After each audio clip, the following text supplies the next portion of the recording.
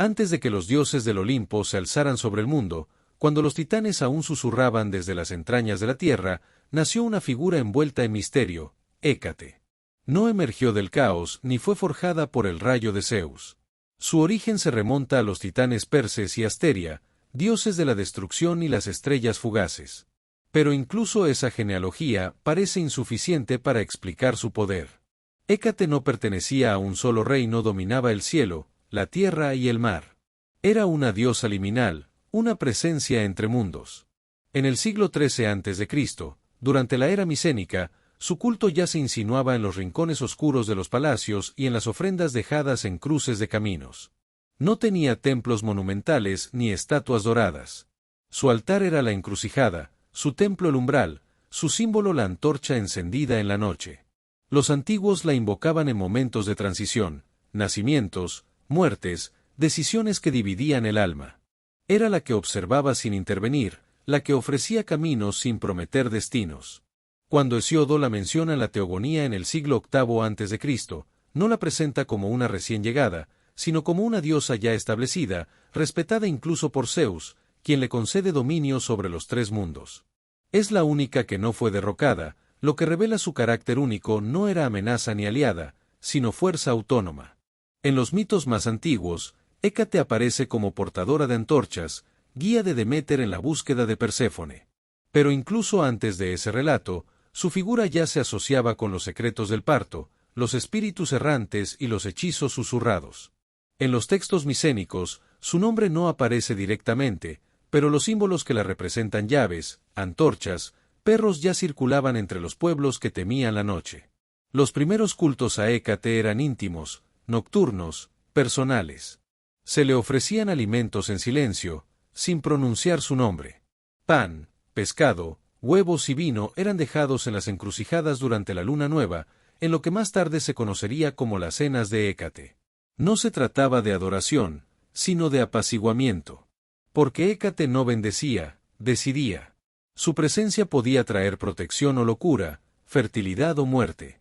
Era la diosa del quizás, del entre, del todavía no.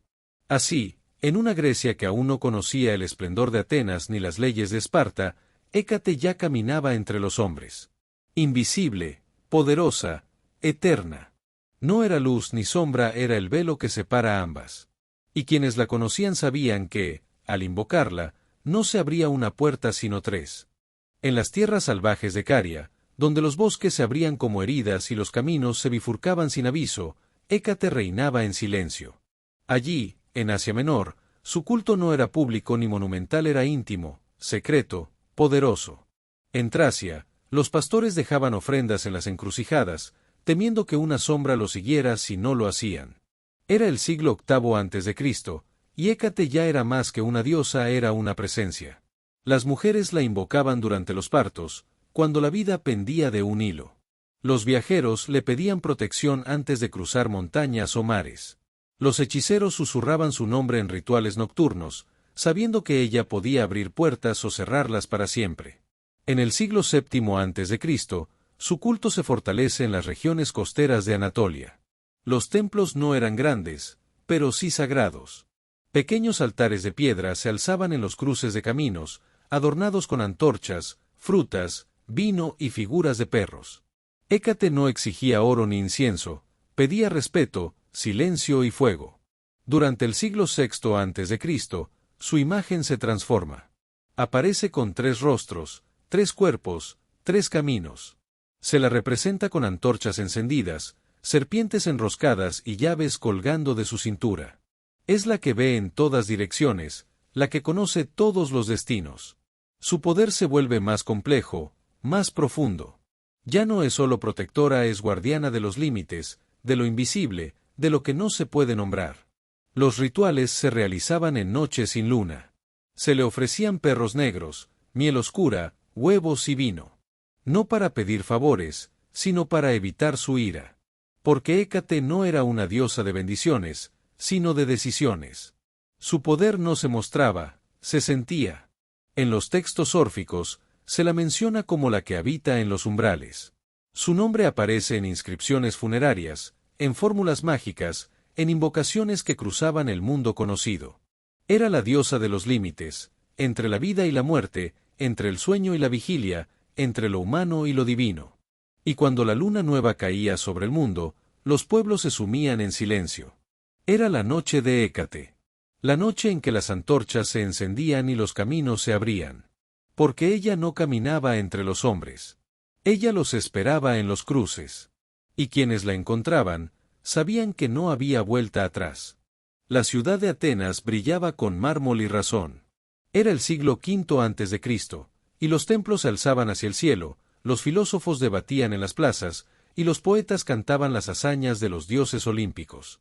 Pero mientras el día celebraba la luz, la noche pertenecía a otra fuerza. Una que no buscaba gloria ni adoración. Una que caminaba en silencio entre los vivos y los muertos. Su nombre era Hécate. No tenía estatua en el Partenón ni altar en el Ágora. Su culto se realizaba en los márgenes, en las encrucijadas, en los umbrales de las casas. Cada luna nueva, los ciudadanos dejaban ofrendas en silencio: pan, pescado, dátiles, miel, vino. Era el Deipnon, la cena de Hécate. Nadie miraba atrás después de dejar los alimentos. Nadie pronunciaba su nombre en voz alta. Porque Hécate no toleraba la curiosidad. Su presencia era sagrada y peligrosa. Se decía que ella era la única que podía transitar libremente entre los tres mundos, el de los dioses, el de los hombres y el de los muertos. Su vínculo con Perséfone y Hades era profundo. No como reina del inframundo, sino como guía. Era la que sostenía la antorcha cuando todo se apagaba. La que acompañaba a las almas perdidas en su tránsito final. La que esperaba en los cruces, sin juicio, sin consuelo. En los misterios eleusinos, rituales secretos dedicados a Deméter y Perséfone, Hécate tenía un papel esencial. Cuando Deméter descendió al inframundo buscando a su hija, fue Hécate quien la acompañó, iluminando el camino con fuego lunar. No era una diosa de la cosecha ni del amor, era la que entendía el dolor de la pérdida, el silencio de la muerte, la oscuridad del tránsito. Los poetas la mencionaban en sus versos, siempre con respeto. Los filósofos evitaban hablar de ella. Pero los que habían perdido a alguien, los que soñaban con sombras, los que sentían que algo los observaba en la noche, todos conocían a Hécate. Se la representaba con antorchas encendidas, serpientes enroscadas, llaves colgando de su cintura. A veces con tres rostros, mirando en todas direcciones. Era la que custodiaba los secretos, la que protegía los umbrales, la que decidía quién podía cruzar. Y cuando la luna desaparecía del cielo, cuando la ciudad dormía y los perros aullaban sin razón, sabían que era su momento. El momento en que Hécate caminaba entre los vivos buscando a los que aún no habían cruzado. Porque ella no era muerte. Era tránsito. No era sombra. Era el fuego que arde en la oscuridad. Y quienes la conocían sabían que, al invocarla, no se abría una puerta sino tres. La biblioteca de Alejandría ardía con conocimiento. En sus pasillos, los sabios buscaban fórmulas para dominar el tiempo, curar la muerte, entender los dioses. Era el siglo IV a.C., y el mundo helenístico se expandía como un mapa sin bordes. Pero entre los papiros y los tratados, había nombres que no se escribían en voz alta. Uno de ellos era Hécate. En los grimorios mágicos, se la invocaba como Enodia, Chtonia, Posporos. La que conoce todos los nombres, decían los hechiceros. La que abre todas las puertas. Su figura aparecía en los papiros mágicos greco-egipcios, rodeada de símbolos oscuros, palabras indescifrables, invocaciones que cruzaban el velo entre mundos. No era una diosa olímpica, ni una figura de culto oficial. Era la sombra que se movía entre los rituales. En Alejandría, se le ofrecían antorchas, sangre de animales, espejos oscuros. Los magos la llamaban para ver el futuro, para hablar con los muertos, para alterar el destino. Su poder no era visible, era sentido. No brillaba, ardía. No hablaba, susurraba. Mientras tanto, en Roma, su imagen se fusionaba con la de Trivia, diosa de los caminos. Pero Hécate no se diluía. En los bosques cercanos al Tíber, las mujeres se reunían en secreto. Encendían fuegos, trazaban círculos, pronunciaban su nombre. No pedían amor ni fortuna. Pedían poder. Poder antiguo, profundo, femenino. En el siglo I a.C., el poeta Horacio la menciona en sus Epodos. La describe como figura temida por los hombres, adorada por las brujas. Su presencia se vuelve más oscura, más libre. Ya no es solo guía de almas, es señora de los hechizos, reina de los rituales nocturnos. Se la representa con 3 rostros, mirando en todas direcciones. Sostiene antorchas, llaves, serpientes. A veces aparece acompañada por perros negros, aullando a la luna. Su culto no tiene templos, pero sí devoción. No tiene sacerdotes, pero sí seguidores. No tiene himnos, pero sí palabras secretas. En los textos mágicos, se le atribuyen poderes de transformación, invocación, protección. Se dice que puede cambiar el curso de los sueños, abrir puertas entre mundos, encender fuegos que no se apagan. Su nombre aparece en amuletos, en inscripciones funerarias, en fórmulas que solo los iniciados comprenden.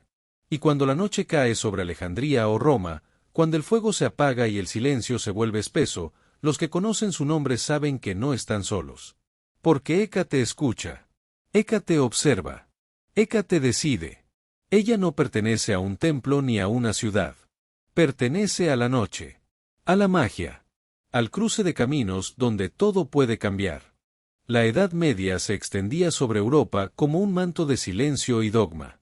Desde el siglo V, tras la caída del Imperio Romano, los antiguos dioses fueron desterrados de los altares, sus nombres borrados de los libros, sus símbolos condenados por la cruz. Pero algunos no desaparecieron. Algunos se ocultaron en los márgenes, en los bosques, en los susurros. Hécate fue una de ellas. Ya no era invocada en templos ni mencionada en plazas. Pero en las noches sin luna, su nombre seguía vivo. En los pueblos del norte, en las aldeas del sur, en los monasterios donde los monjes copiaban grimorios prohibidos, Hécate era conocida como Regina Noctis, la reina de la noche. Su figura se transformó, ya no era solo diosa de los cruces, sino símbolo de lo oculto, lo femenino, lo indomable. Durante el siglo XIII, los textos de magia medieval la describen con 3 rostros: doncella, madre y anciana. 3 fases de la luna, 3 edades de la mujer, 3 caminos del alma. Se la representaba con antorchas encendidas, llaves colgando de su cintura, y perros negros a su lado. No era demonio, aunque la Iglesia la acusaba de serlo. Era otra cosa. Algo que no podía ser controlado. Las brujas la invocaban en los abbats, en los círculos de piedra, en los bosques donde el fuego ardía sin consumir. Se le ofrecían hierbas, palabras antiguas, símbolos trazados con ceniza.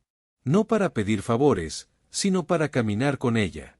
Porque Hécate no guiaba, acompañaba. No prometía, mostraba. En los pueblos, se contaban historias de mujeres que curaban con plantas, que hablaban con los muertos, que soñaban con fuego. Todas ellas, decían, habían visto a Hécate. En los reflejos del agua, en los espejos rotos, en los sueños que no se olvidan. Era la que aparecía cuando nadie más podía ayudar. La que susurraba cuando todos callaban. Durante el siglo XV, en plena caza de brujas, su nombre se volvió peligroso. Los inquisidores buscaban símbolos relacionados con ella, la luna triple, el perro, la llave. Pero por más que quemaran libros y cuerpos, no podían apagar su fuego. Porque Hécate no vivía en los textos. Vivía en la noche. Y cuando la luna desaparecía del cielo, cuando el viento cambiaba y los perros aullaban sin razón, las mujeres se reunían. No para adorar, sino para recordar. Para invocar. Para resistir. Hécate era la memoria de lo que fue, la promesa de lo que podría ser. No era luz ni sombra, era el velo que separa ambas. Y quienes la conocían sabían que, al llamarla, no se abría una puerta sino 3. La ciudad de Roma duerme. Las antorchas se apagan una a una, y las sombras se alargan sobre las calles empedradas. Es el siglo I a.C., y aunque el imperio se expande con fuerza, hay cosas que ni el poder de César puede controlar. En los márgenes del Tíber, en los bosques cercanos, en las encrucijadas olvidadas por los mapas, una figura camina sin ser vista. No lleva corona ni toga. Lleva llaves, serpientes, antorchas. Es Hécate. Su nombre no aparece en los decretos ni en los discursos del Senado. Pero en los rituales nocturnos, en los círculos de hechiceros, En los sueños de las mujeres que conocen el poder de la luna, Hécate es reina. Reina de lo invisible, de lo profundo, de lo que no se puede nombrar sin temblar. Los magos romanos la invocan en sus fórmulas secretas. En los textos mágicos se escriben maldiciones y deseos, y se clavan en la tierra con clavos de hierro. Se le ofrecen espejos oscuros, sangre de animales, palabras que no pertenecen a ningún idioma conocido. Porque Hécate no responde al latín ni al griego, responde al silencio. En los barrios bajos, las mujeres se reúnen en secreto. No para adorarla, sino para caminar con ella. Encendiendo fuegos que no consumen, trazando símbolos con ceniza, pronunciando su nombre en voz baja. Se dice que quienes la ven no pueden olvidar su rostro o sus tres rostros. Doncella, madre y anciana. Pasado, presente y futuro. Vida, muerte y renacimiento. Los poetas la mencionan con temor. Horacio, en sus Epodos, la describe como figura temida por los hombres, adorada por las brujas. Su imagen aparece en amuletos, en inscripciones funerarias, en los sueños que despiertan con sudor frío. No es diosa del pueblo, ni del templo. Es diosa del cruce. Del momento en que todo puede cambiar. Se la representa con antorchas encendidas, llaves colgando de su cintura, perros negros a su lado. A veces con serpientes enroscadas en los brazos, otras con rostros que miran en todas direcciones. No pertenece al Olimpo ni al Tártaro. Pertenece al tránsito. A la frontera. Al instante en que la decisión se vuelve destino. Y cuando la luna desaparece del cielo, cuando el viento cambia y los perros aúllan sin razón, los que conocen su nombre saben que no están solos. Porque Hécate escucha. Hécate observa. Hécate decide. Ella no necesita templos ni himnos. Solo necesita oscuridad. Y quienes la invocan saben que, al hacerlo, no se abre una puerta sino tres.